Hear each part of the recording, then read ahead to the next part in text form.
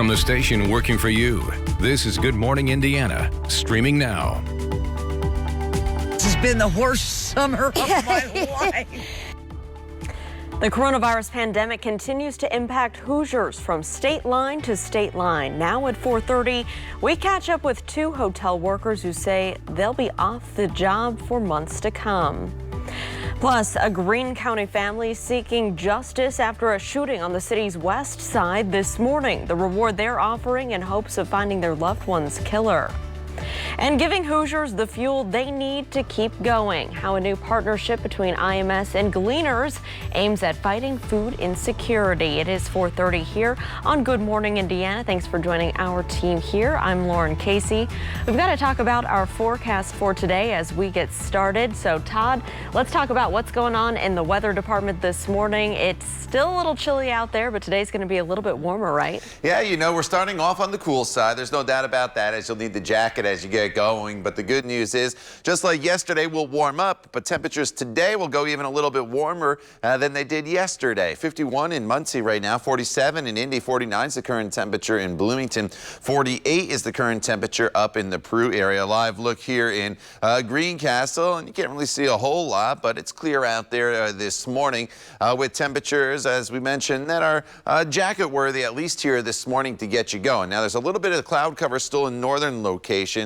And like yesterday, we're going to start off with some sunshine and then build in some clouds throughout the afternoon. And there were even a few sprinkles around yesterday afternoon. There was a trace of rain reported at the airport, but we're avoiding all the heavy rain. There's some flooding going on across the East Coast, back off to our west. There's a few spotty showers. We'll have to keep an eye on these. Some of these could pinwheel in here later on this afternoon. But overall, today is going to be mainly a dry day. More sunshine to start, and then as the day goes on, we build in some cloud cover. Temperatures climb through the 50s this morning, 63 degrees by the noon hour, with high temperatures later on this afternoon getting close to 70 degrees. Lauren? All right, Todd, thank you so much. Let's take a look right now at traffic for your commute. This is I-465 near West 46th Street. You can see traffic here on the northwest side is moving along up to speed, both northbound and southbound. No crashes, no delays to slow you down. So let's take a trip across the metro area. Look here at I-74, a view near Pleasant View Road over on the southeast side. You can see traffic there is moving along smoothly as well, both eastbound and westbound.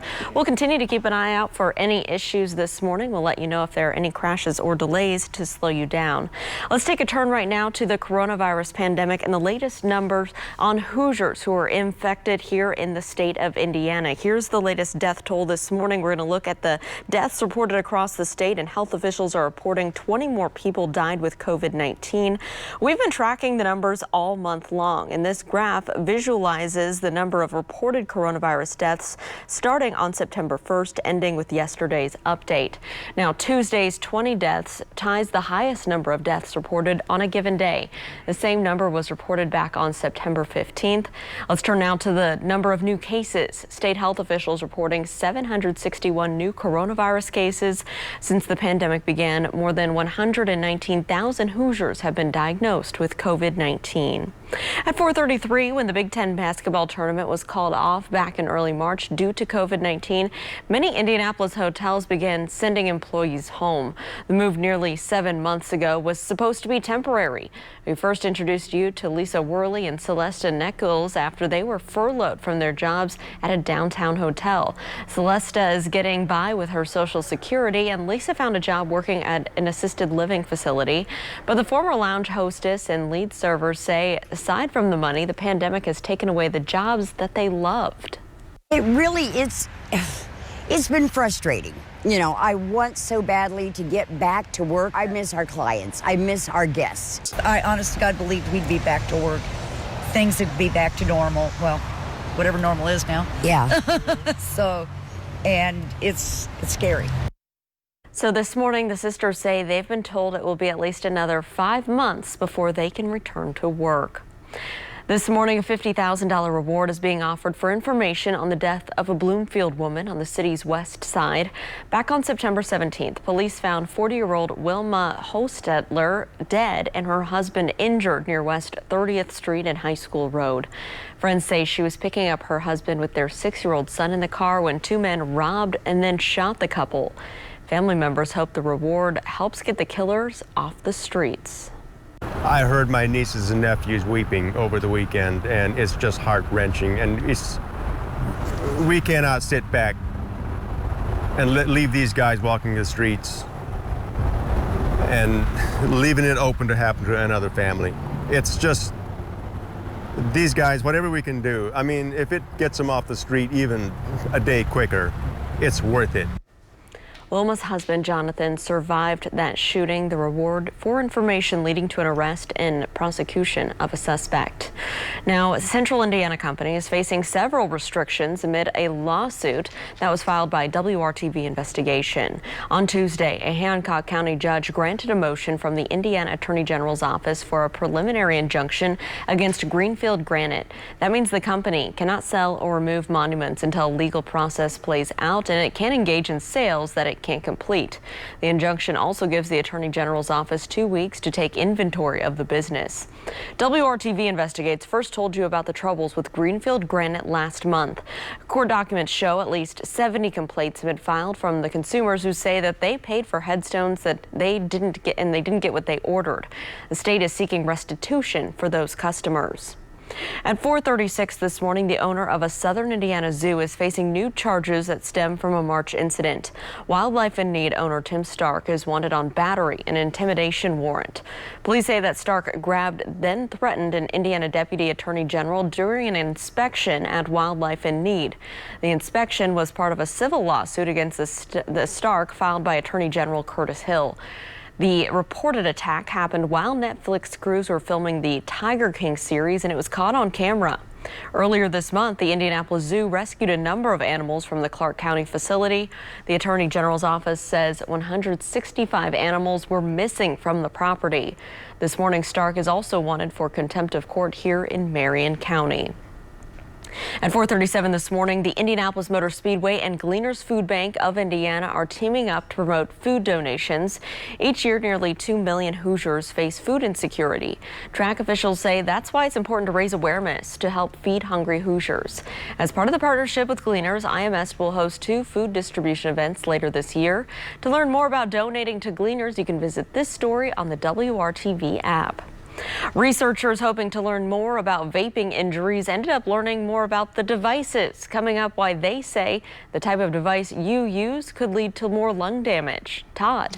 And Lauren, temperatures today are going to be the warmest that they will be for the rest of the week as we get up to right around 70 degrees. In the coming days, a big drop off and the potential for our first frosty morning in this fall season. We'll let you know when that arrives coming up when Good Morning Indiana continues right here on WRTV.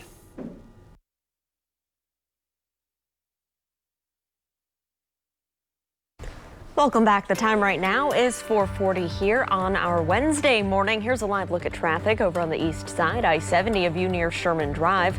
Traffic is traveling up to speed both eastbound and westbound. We'll continue to keep an eye on any crashes or delays, but right now things are traveling up to speed.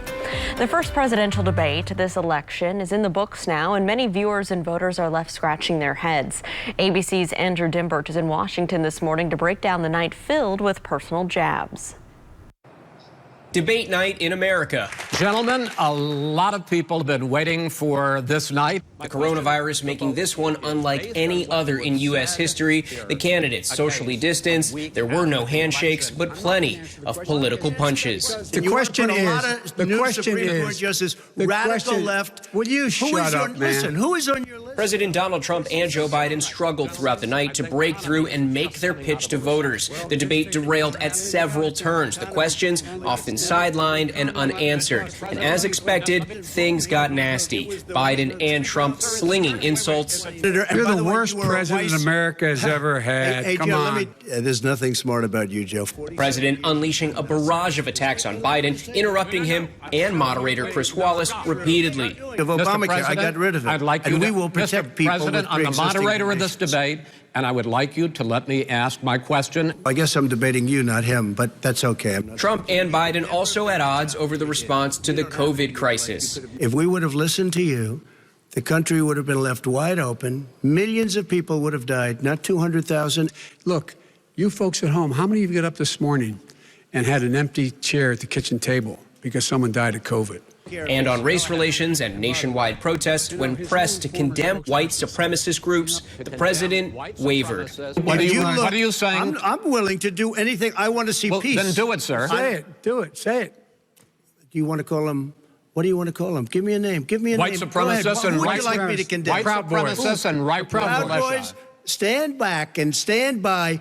And the night ended on the topic of election integrity. Wallace asking both Trump and Biden if they would hold off on declaring victory until the results of the election are independently certified. President Trump deflected. Biden, meanwhile, says he will accept the outcome of this election even if he does not win. Andrew Dimbert, ABC News, Washington.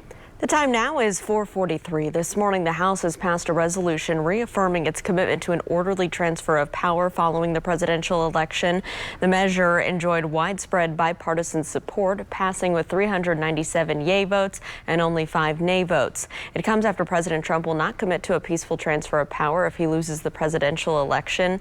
The Republican-led Senate passed a similar resolution last week. Democratic candidate Joe Biden is currently beating Trump in the polls, but those similar polls showed Hillary Clinton leading the president back in 2016. The happiest place on earth is cutting thousands of jobs. Disney says that it's cutting 28,000 jobs at its parks in Florida and California. The company said in a statement on Tuesday that the layoffs will affect its parks' experiences and products. Disney says more than 60% of them are part-time workers. The company's profits took a nosedive after it was forced to close its theme parks earlier in the pandemic. But some parks were later reopened on a limited basis, including Walt Disney World in Orlando, Florida, which welcomed some visitors back in July. This morning, all of the residents in Calistoga, California, are being forced out of their homes. The evacuations of nearly 68,000 people comes as the glass fire continues to burn out of control. CAL FIRE says that 2 additional fires have since merged with the glass fire. More than 43,000 acres of wine country has burned, including nearly 80 homes. 10,000 other homes and businesses are being threatened by the flames at this hour. According to CAL FIRE, the glass fire is 0% contained. Back here at home, let's get a check of our forecast on this Wednesday. Todd, what can folks expect as they head out the door? You know, it's pretty quiet right now, Lauren, with just partly to mostly cloudy skies, depending on where you are. In Indianapolis, the skies are partly cloudy. To the north, a little more in the way of cloud cover, and the temperatures are pretty similar to where we were yesterday in the mid to upper 40s. So you definitely need to have a light jacket as you walk out the door, but that's going to be a pretty consistent theme going forward now, as this is the last day of September and we get into October starting tomorrow with these cool overnight periods. But we actually have cooler nights ahead compared to what you see right here. 47 in Martinsville right now, as well as Greenfield. 43 is the current temperature in Richmond, Peru, sitting at 48 degrees. As we work our way throughout the day, we start off with sunshine once again today. We're probably in the 50s throughout the morning hours. As we transition into the afternoon hours, that's when temperatures will climb into the upper 60s, close to 70 degrees in many locations, making today the warmest day of the week. The one thing you will notice, though, as we do go into the afternoon hours, a little more in the way of cloud cover and also the potential for some of you of a few isolated showers. They're not going to be widespread. You notice a little more in the way of cloud cover here to the north. To the south, it's a little clearer. As we expand out, though, we have this little cluster of rain showers moving through Iowa, and this should start to make its way and swing through the northern portion of central Indiana. You could basically see the flow here through Michigan, through Iowa, and back towards Indianapolis. So as we go over to TrueCast, I do think there will be the opportunity for some spotty showers to sneak into northern locations here late morning into the early afternoon hours. Now, I do think they look a little worse on TrueCast than they'll actually be, and the reason is the model doesn't pick up on how dry the air is across central Indiana. It's just showing you the potential for precipitation.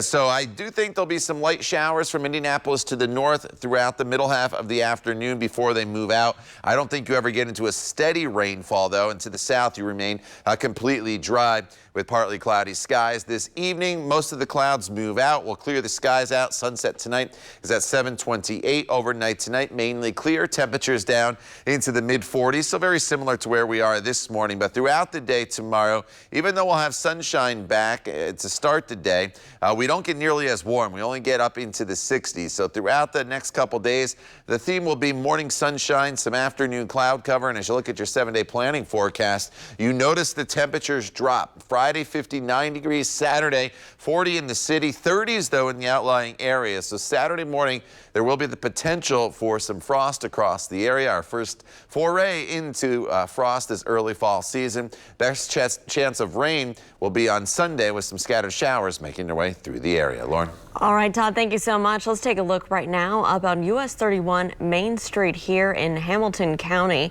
You can see that we do have some flashing lights there off in the right shoulder, and we're going to continue to monitor this and see what all is going on for your commute this morning. Of course, we'll continue to keep you updated, but the good news is you can see as traffic is still getting by just fine northbound and southbound, so I don't think at this hour anything is going to slow down your commute in this area. Of course, we'll monitor that and let you know if things change. Let's take a turn right now to I-65 here near 82nd Street. This is on the northwest side.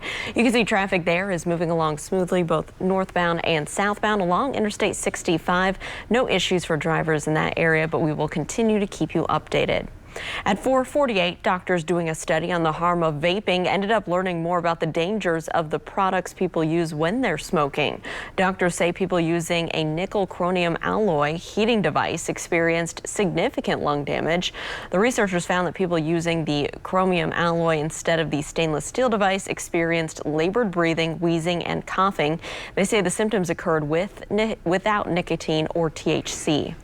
More and more women are turning to marijuana to help manage menopause symptoms. New research showing that 25% of women have either tried marijuana or currently use it to treat symptoms like hot flashes and insomnia. An additional 10% of women showed an interest in trying marijuana.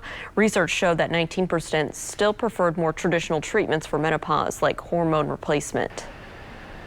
If there's another little kid who has a similar situation to me, I can just be like, oh, that happened to me too. Everything's gonna be fine.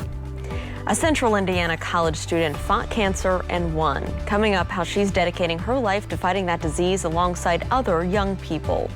Plus, Indianapolis is in the garbage spotlight after being named the most wasteful city in America. Coming up, I'll know at 5 o'clock how city leaders are tackling this decades-old problem. It's 4:49. Stick around. We'll be right back.